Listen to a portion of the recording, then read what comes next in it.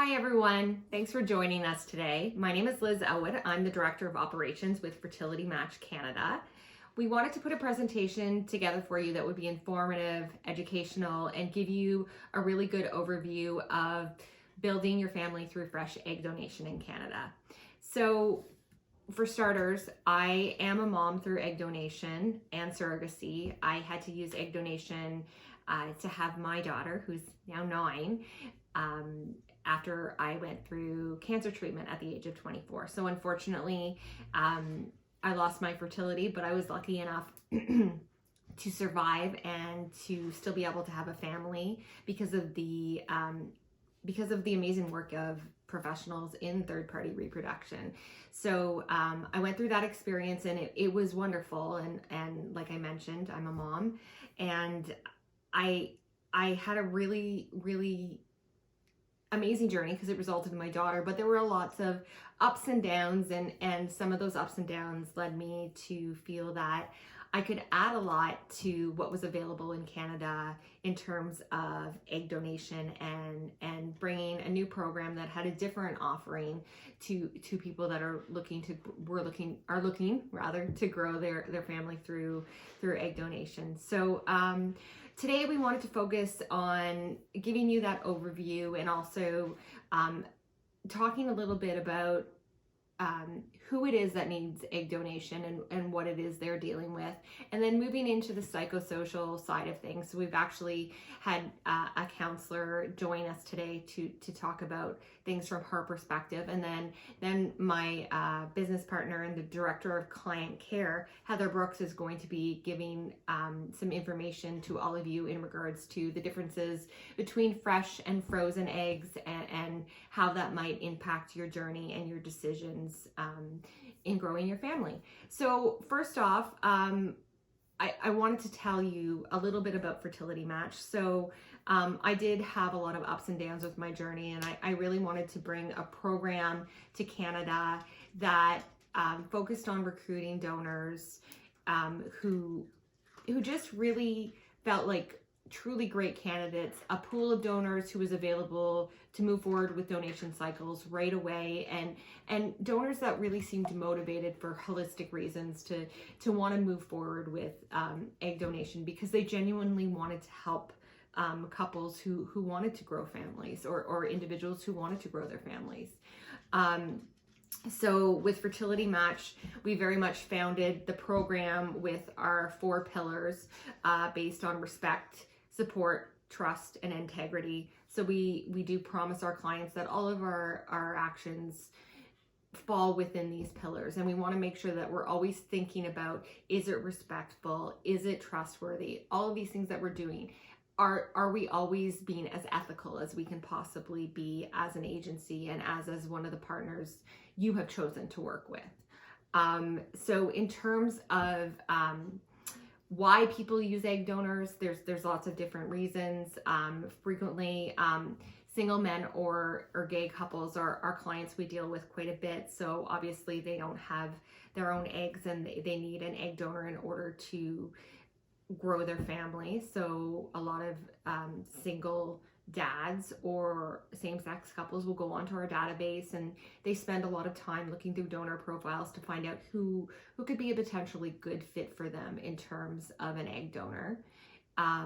Furthermore, heterosexual couples also need egg donors. So like myself, I had cancer when I was younger, so unfortunately the chemo and radiation caused me to go into premature menopause, which also meant my eggs no longer worked.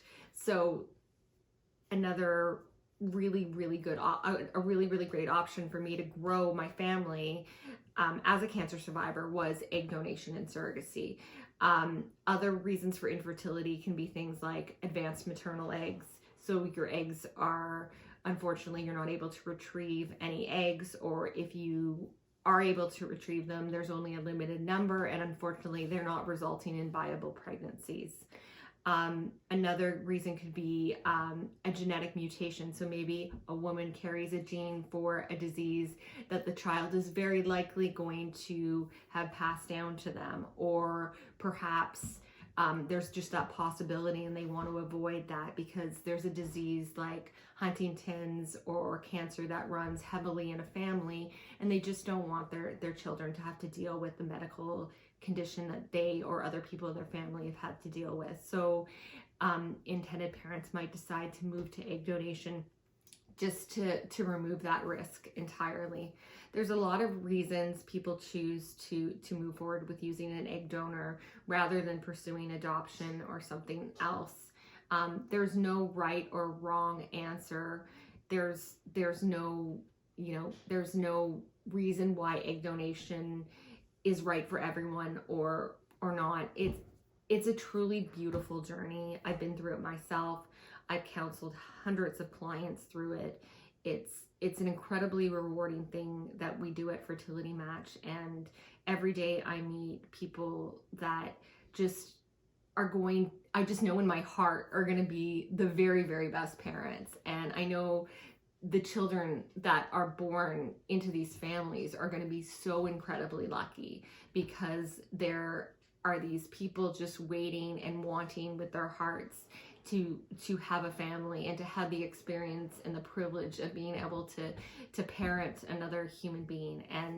And every day I feel very grateful to be here and healthy and to be able to help people, guide them through this process. And then I get baby pictures, and it's wonderful. Without further ado, I'm going to introduce you to Erica Berman. Erica has worked with Fertility Match for years now. She is a therapist and a counselor who specializes particularly in fertility and third-party reproduction. So she has done mountains of work in this area. She frequently counsels our clients about how to address the very intricate details of raising a child that is conceived through third-party conception. She's reviewed, I'm sure, every paper out there on donor-conceived children, and she is going to give you guys a ton of information about how to approach raising a donor-conceived child and how to approach your own issues surrounding having a donor-conceived child. So without further ado, here is Erica, and thank you so much again for tuning in to our presentation and considering building your family through egg donation with Fertility Match. Thanks.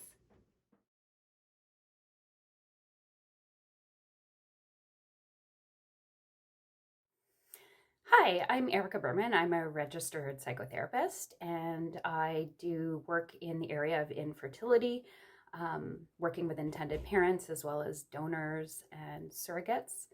I'm also a therapist, and I do relationship counseling and assist people with anxiety, depression, and trauma and PTSD. I wanted to start by talking about the importance of early disclosure and open identity donors when people are considering donor conception. So in the past, it was always done anonymously. And over time, we have collected a lot of data that consistently shows that it is critically important to donor-conceived individuals that they know right from the beginning that they were donor conceived and that they have access to information about the donor. And this is what makes a fresh donor egg program like Fertility Match so important, is that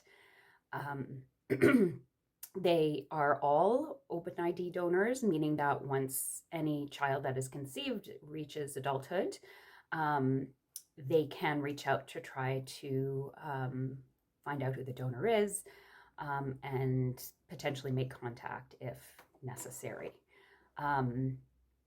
So this in some ways connects to a lot of the concerns that sometimes women and heterosexual couples have around using an egg donor. They worry about bonding with the child, whether they will consider the child as theirs, knowing that the child was conceived using donor eggs. They also worry that the child will not bond with them, that if they do disclose early to the child that they were donor conceived, that the child will not consider them their mother.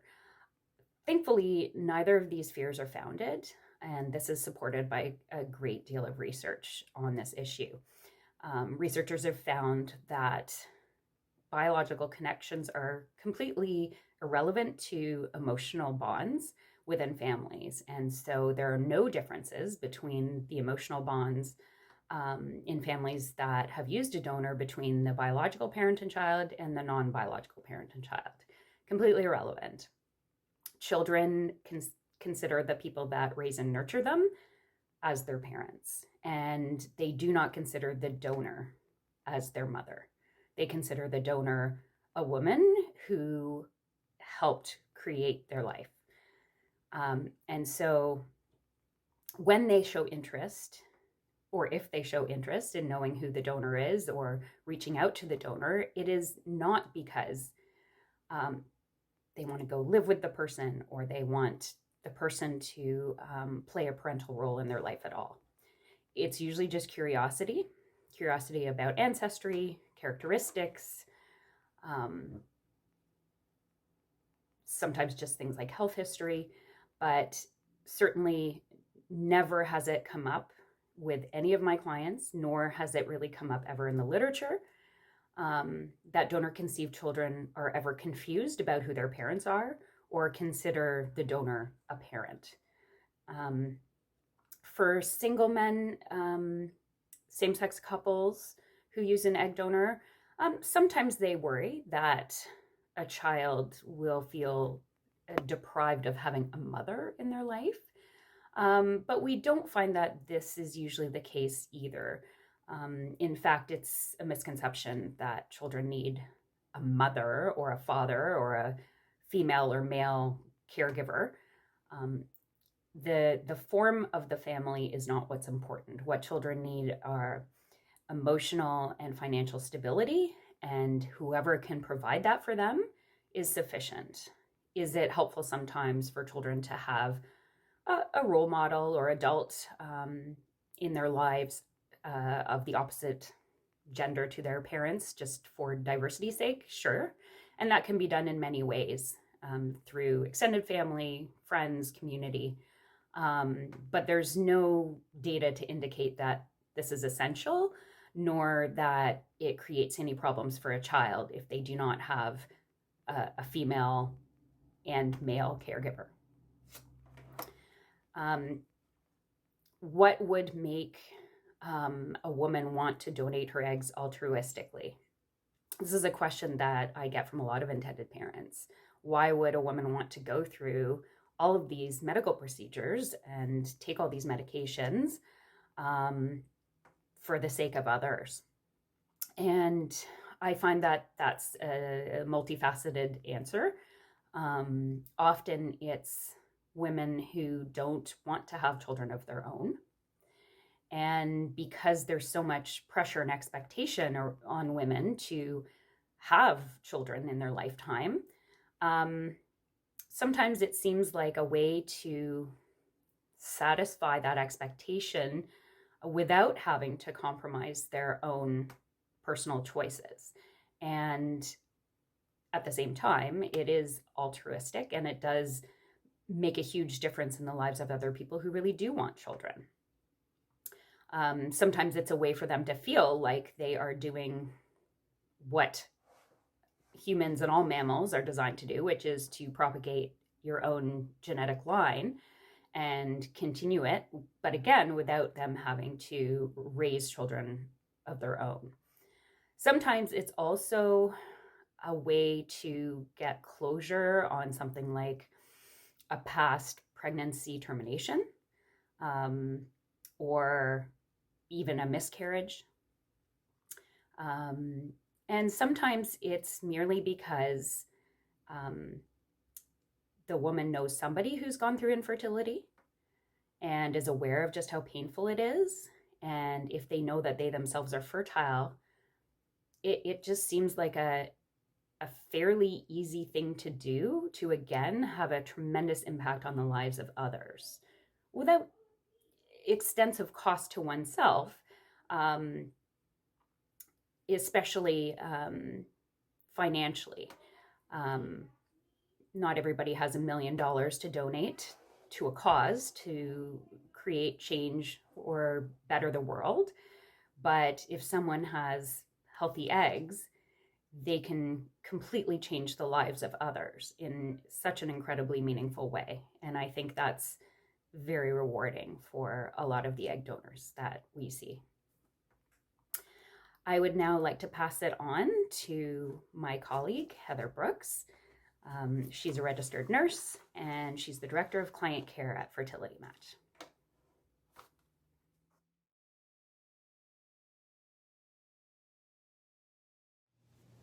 Hello, my name is Heather Brooks and I'm the Director of Client Care with Fertility Match Canada. I'm also a registered nurse and the mom of an IVF baby, so I believe that it allows me to bring a unique perspective when working with my clients. For the past 20 years, I've focused my career on assisting clients in their efforts of building their families using third-party reproduction, and I've always considered it very much a privilege to be a part of their lives on that very personal journey. I've recently joined Fertility Match Canada and can't tell you enough how wonderful it is to be a part of a company that shares the same values that I hold of respect, support, trust, and integrity when working with intended parents and donors. Today, I'd like to speak to you about some of the differences between using fresh and frozen donor eggs in Canada. When a client orders frozen donor eggs, they're usually sold in straws of 6 to 8 and will cost approximately $18,000. This will most likely produce 1 to 2 blastocyst embryos, which may result in a pregnancy. But this would only allow 1 to 2 attempts if the physician is doing a single embryo transfer. If there is no pregnancy, the client would then have to repurchase another straw for $18,000 for the next attempt. Using a fresh donor allows a more committed approach, whereby all of the eggs retrieved from the donor belong to the intended parents.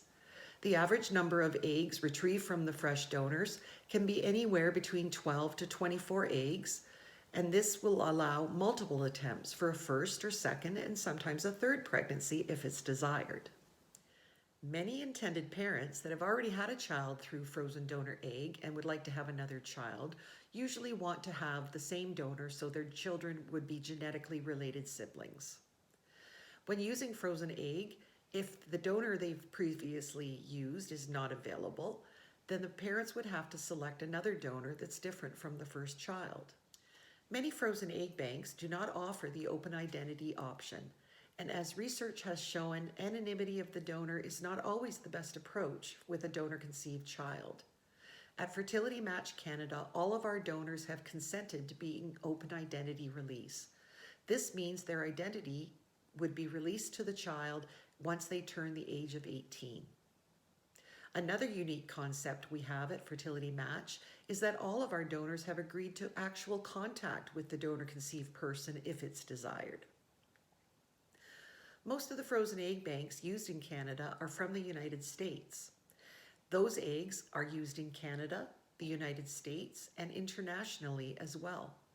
So for clients concerned about the number of donor-conceived children produced from a particular donor, this may be of some concern, as there is no mandatory reporting mechanism in Canada or the United States for parents to record the birth of their child.